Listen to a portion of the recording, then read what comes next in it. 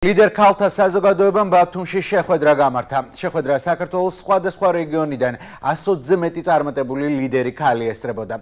შეხვედრაზე საუბარი ქვეყნის ეკონომიკის გაძლიერებაში ქალების როლზე გამახვილდა. კონფერენციაზე დისტანციურად ჩართულები იყვნენ ემიგრაციაში მყოფი ქალებიც.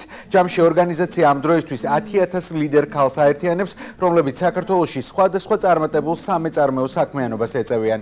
როგორც ლიდერ ქალთა საზოგადოების წევრები აცხადებენ, გაერთიანების მთავარი მიზანია სხვადასხვა რეგიონებში მოღვაწე წარმატებული ქალები გამოავლინონ, ასევე განიხილონ არსებული გამოწვევები და საჭიროებები. ძალიან სასიამოვნო და შთამბეჭდავი საღამო შედგა ქალაქ ბათუმში.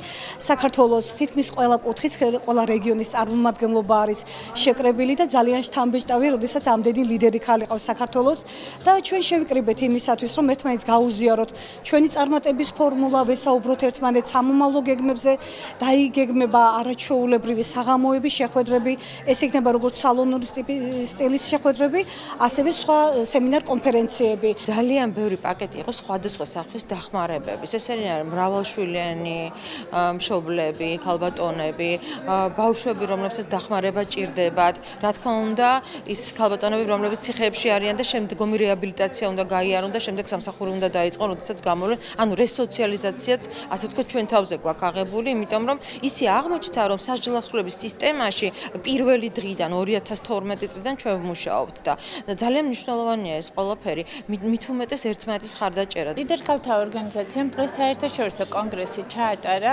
აჭარაში. ჩართულები იყვნენ როგორც საქართველოს მასშტაბით, მთლიანი საქართველოს მასშტაბით, ასევე ემიგრანტი ქალბატონები. სწორედ ამიტომ იყო კონფერენცია საერთაშორისო დატვირთვით. ლიდერ ქალთა ორგანიზაციამ ასევე დღეს შემოიერთა უამრავი ბიზნესმენი, ლიდერი ქალბატონი, რომლებთაც საერთო ინტერესები ამოძრავებს.